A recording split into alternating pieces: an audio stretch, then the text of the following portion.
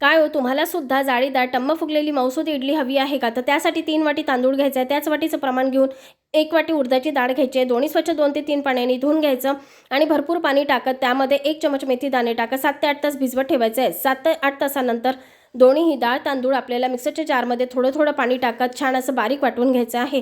सोबतच 1 वाटी जाड भिजवलेले जाड पोहे सुद्धा आपल्याला मिश्रणासोबतच वाटून घ्यायचे आहेत. आता सगळं मिश्रण एका मोठ्या पातेल्यात काढायचं. रवीच्या मदतीने हाताचा वापर इथे केलेला नाही. रवीच्या मदतीने 10 मिनिटं मिश्रण छान असं एकाच डायरेक्शनने फेटून घ्यायचं आहे. त्यामुळे आपलं मिश्रण हलकं होतं आणि छान असं टम्म अशा इडल्या तयार होतात. तर आता मिश्रण आपल्याला रात्रभर तसंच झाकून ठेवायचं आहे. दुसऱ्या दिवशी तुम्ही बघू शकता मिश्रण छान असं फर्मंट झालेलं आहे. आता मिश्रण एका आपल्या इडलीच्या पात्रामध्ये थोडंसं तेल लावून घ्यायचं आणि त्यामध्ये थोडं थोडं मिश्रण टाकायचं. 10 ते 15 मिनिटं आपल्याला मीडियम फ्लेमवर इडल्या छान वाफवून घ्यायच्या आहेत. आता इथे आपल्या मस्त टम्म आणि मऊसूत आणि जाळीदार अशा इडल्या तयार झालेल्या आहेत.